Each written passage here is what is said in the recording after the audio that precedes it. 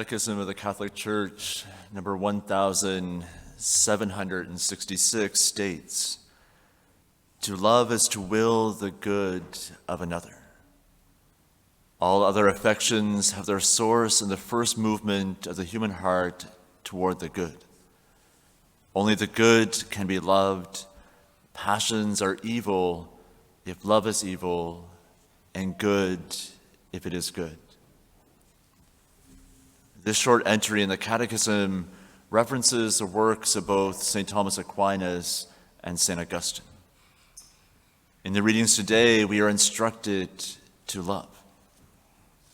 That one word, this one instruction given to us by Jesus, is confused by a misunderstanding of what love actually is. Modern society has caused great confusion through film, literature, and movements of what love actually is, often putting forth an understanding of love as being simply emotion, only romantic, or even worse, solely erotic. Decisions made in the name of love, yet in reality driven by self-interest. It's the exact opposite of what love actually is. This weekend is the 6th Sunday of Easter, but it's also Mother's Day. And if we are looking for a witness of love, we do not have to look too far. In the Gospel, Jesus tells us, "No one has greater love than this, to lay down one's life for one's friends." Few people will ever be faced with that life or death situation. Giving up one's life so that the other can actually live. To physically lay down one's life so that another may benefit. It sounds very heroic. And if it actually arises, if we're actually faced with that decision, we know what we will do, and love will always win out. Without being faced with that life and death situation, we are still being instructed to love with the greatest of love, to lay down one's life for the other, to desire their good, which can only be done if we desire and if we come to know good itself. Now, chances are we have or we will encounter a woman who is pregnant at some time in our life. The moment a woman finds out she is pregnant, not just the next 40 weeks, but the rest of her life will change forever. Each moment, a decision to love. Each moment, a decision to lay down her life for the sake of the other. Her diet changes. There's physical changes, morning sickness, which often proves that mornings go well into the night. Then there's labor and delivery. Then you have the dependence of another human being 24 hours a day for many years to come. And all because of love. All because a mother desires the good of her child. But what about the rest of us? What about those of us who will never experience pregnancy? Those of us who will never have children of our own? We are still called to love. We are still called to desire the good of the other at all times in everything that we do and say. Now, this sounds extremely exhausting. It can take a great deal of energy to always have the good of the other person in our minds, in our hearts. Depending on our vocation, even our situation in life. Sometimes opportunities present themselves more clearly than others.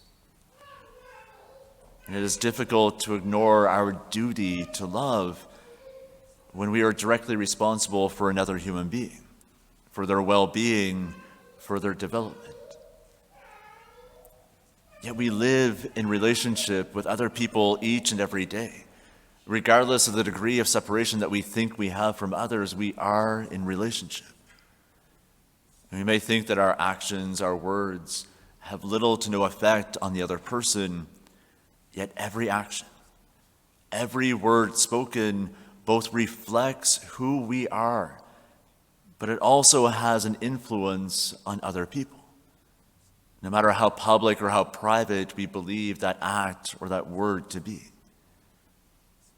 The burden of love is only present if we attempt love alone. If we see only the sacrifice and not God's participation in our life.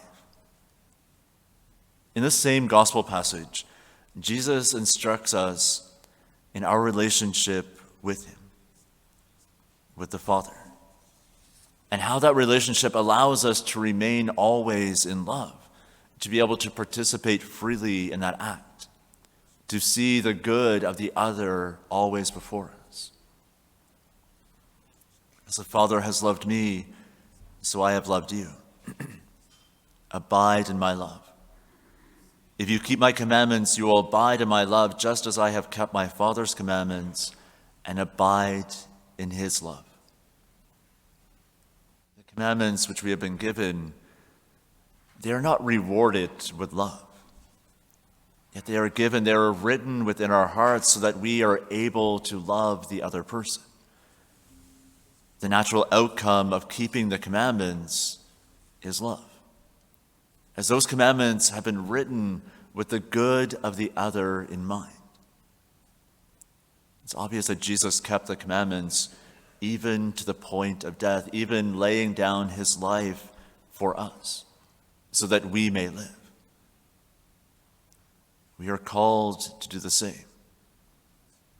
Not weighing the sacrifice involved, yet desiring the good of the other person, which is a result of our knowledge of the commandments, a result of our knowledge of God's love for us as an individual, and a strengthening of the love we are attempting to live. The love we demonstrate in our life, it is never accidental. The love we demonstrate is never self-seeking, yet it is always an act of the will. It is an intentional seeking of the good of the other. And as Christians, we are being called to such love each and every day. And as we have experienced the sacrificial love of Jesus, we are called to witness that same love in our own life. This morning, as we approach the Eucharist, Jesus' sacrificial love for us, his body, blood, soul, and divinity offered to and for us. How are we being called to do the same? How are we being called to live that same love for the other?